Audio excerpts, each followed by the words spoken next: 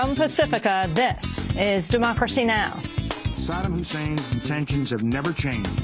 He is not developing the missiles for self-defense.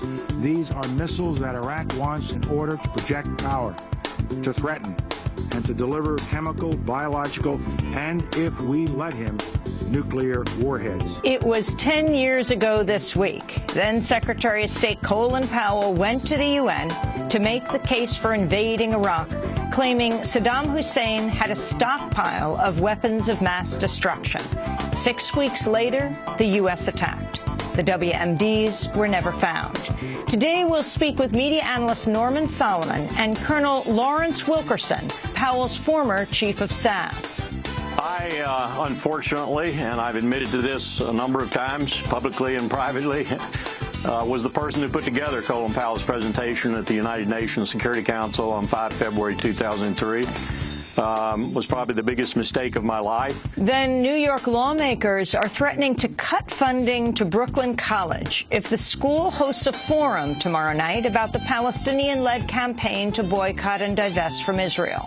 Extreme radicals, as I said, who basically want the state of Israel to disappear from the face of the earth. And I've got a problem with that. They are sponsoring this event. They are supporting this event. That is the issue, and that is absolutely outrageous. We'll be joined by one of the speakers at the Brooklyn College event, Omar Barghouti, in from Ramallah, as well as Guardian columnist Glenn Greenwald. Then we look at another divestment campaign, this one over climate change. Students at over 200 campuses are pushing administrators to divest from fossil fuel companies. 3 schools have already divested: Unity College in Maine, Hampshire College in Massachusetts, and Sterling College in Vermont. We'll speak with Bill McKibben of 350.org. All that and more coming up. Welcome to Democracy Now!, democracynow.org, the War and Peace Report. I'm Amy Goodman. A new reports reveal the United States has a secret drone base inside Saudi Arabia. According to the New York Times, the CIA first used the base in 2011 to kill the Muslim cleric and U.S. citizen Anwar al-Awlaki in Yemen. The revelation came 2 days before a Senate hearing to confirm counterterrorism advisor John Brennan is director of the CIA. Brennan is a former CIA station chief in Saudi Arabia who reportedly worked closely with the Saudis to gain approval for the remote base. The news comes a day after NBC News published a secret Justice Department memo outlining the Obama administration's legal rationale for assassinating U.S. citizens overseas, even when there's no intelligence indicating the targeted individual is engaged in an active plot to attack the United States. On Tuesday, White House Press Secretary Jay Carney was asked about the assassination program. This is a part of his response. We have acknowledged, the United States, that sometimes we use remotely piloted aircraft to conduct targeted strikes against specific al-Qaeda terrorists in order to prevent attacks on the United States and to save American lives. We conduct those strikes because they are necessary to mitigate ongoing actual threats, to stop plots, prevent future attacks, and again, save American lives. These strikes are legal, they are ethical, and they are wise. The U.S. government takes great care in deciding to pursue an al-Qaeda terrorist to ensure precision and to avoid loss of innocent life. In Tunisia, a leading member of the opposition movement has been shot dead in front of his own home. Chokri Belaid was an outspoken critic of the Islamist-led government who criticized Tunisian leaders for failing to stop violence by ultra-conservative Salafis against art galleries and other institutions seen as out of step with their faith. Hundreds took to the streets to protest the killing. No one's claimed immediate responsibility. At least 6 people are dead in the Solomon Islands after a powerful 8.0 magnitude earthquake triggered a tsunami that inundated several villages and sparked warnings across the region. At least 100 homes were reportedly destroyed in the hard-hit community of Lata. The death toll is expected to rise. Bulgarian officials have announced 2 members of the Lebanese group Hezbollah are suspected of involvement in a bus bombing that killed 5 Israeli tourists and a Bulgarian bus driver last July. Bulgaria's interior minister said a, quote, reasonable assumption could be made the pair were members of Hezbollah's militant wing. Hezbollah, however, has denied responsibility for the attack. In one of his first statements as Secretary of State, John Kerry said the United States is acting, quote, decisively and comprehensively to curb Hezbollah's impact and urge European governments to, quote, take immediate action to crack down on the group. Israeli Prime Minister Benjamin Netanyahu condemned what he called the terrorist atrocity of the bus bombing in Bulgaria. 6 innocent people lost their lives there, 5 Israelis, 1 Bulgarian. It is a further corroboration of what we know, that Hezbollah and Iran are together building a worldwide terrorist network. They've attacked in a dozen countries. They're planning attacks in dozens more. And it's time that the international community branded Hezbollah for the terrorist organization that they are. President Obama, meanwhile, has announced plans to visit Israel in the coming months for the first time since becoming president. He will also visit the West Bank and Jordan. The announcement comes on the heels of an inquiry by the United Nations Human Rights Council that found Israel's openly flouting international law by continuing the growth of West Bank settlements. In Britain, lawmakers have voted overwhelmingly in favor of a measure legalizing same-sex marriage. While the bill still has to clear a number of legislative hurdles, Prime Minister David Cameron has announced his intention to see it enacted this summer. Cameron voiced his support for same-sex marriage ahead of Tuesday's vote. Well, today is an important day. I'm a strong believer in marriage. It helps people commit to each other, and I think it's right that gay people should be able to get married too. This is, yes, about equality, but it's also about making our society stronger. I know there are strong views on both sides of the argument. I respect that, but I think this is an important step forward for our country. Hopes for peace talks to end the conflict in Syria have faltered after a Syrian lawmaker and a leading opposition group both rejected the idea. Anti-government opposition leader Muaz al-Khatib had indicated he'd be willing to sit down with aides of Syrian President Bashar al-Assad. But the Syrian National Council, a leading voice in the coalition against Assad, has distanced itself from the proposal, calling it an individual decision. More than 60,000 people have died since the uprising against Assad began nearly 2 years ago. State lawmakers in Colorado have unveiled a new gun control plan that would hold the makers and sellers of assault-style weapons legally liable for the damage their products cause. The bill could potentially conflict with a federal law shielding gun manufacturers from such liability. It comes as part of a package announced Tuesday that also includes limits on the size of ammunition magazines and universal background checks on all gun sales. Colorado has suffered some of the country's deadliest shootings. New figures, meanwhile, suggest gun sales in the United States are continuing to soar amidst the push for tighter gun control in the wake of the massacre in Newtown, Connecticut.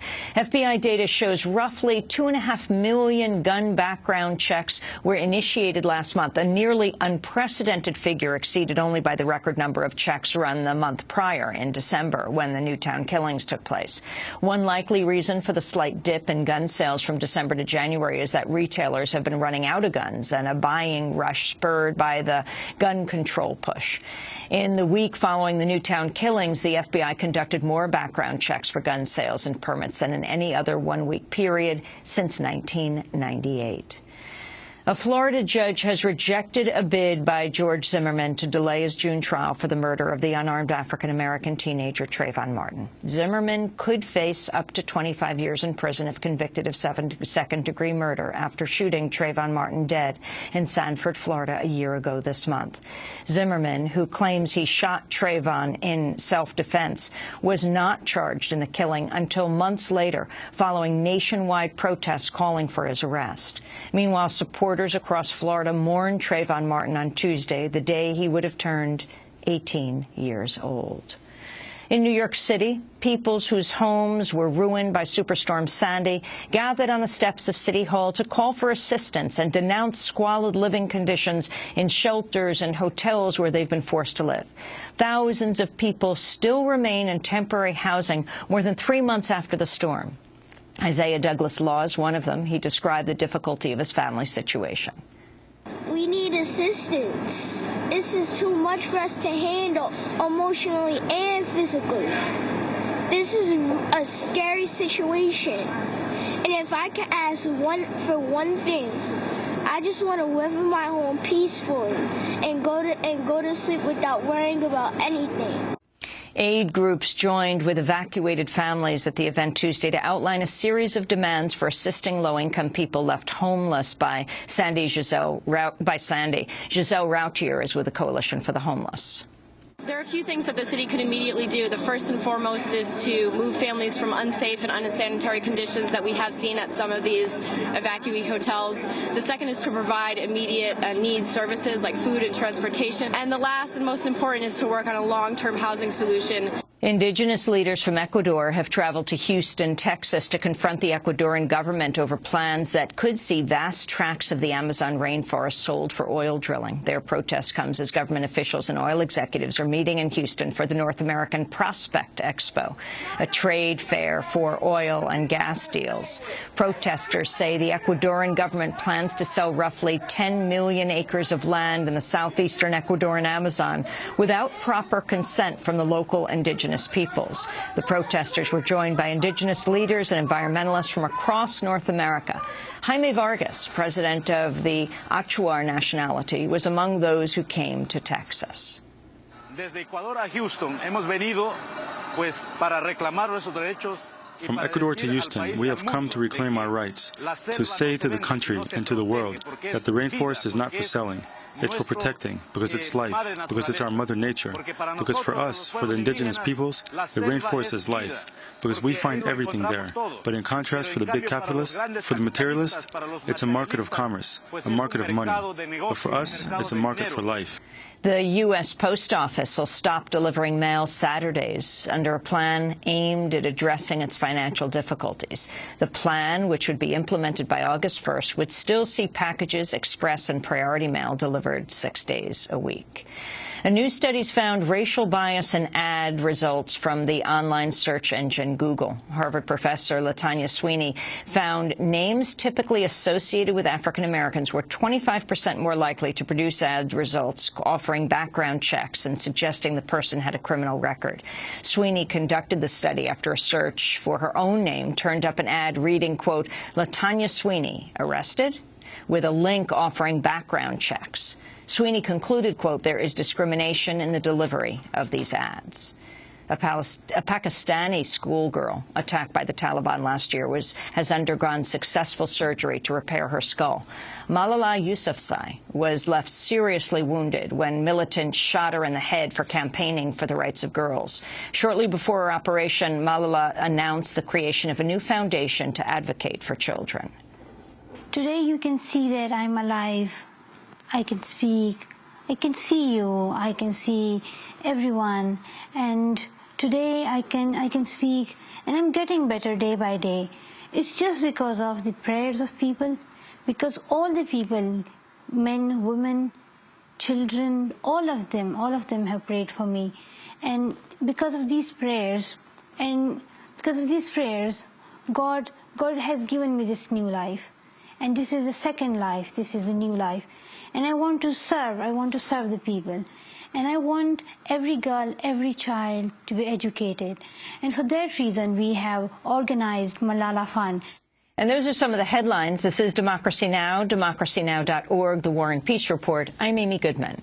And I'm Aaron Maté. Welcome to our listeners. And thanks so much for watching this report from Democracy Now!, your daily independent global news hour. We don't accept advertising or corporate funding, but rather rely on donations from viewers like you.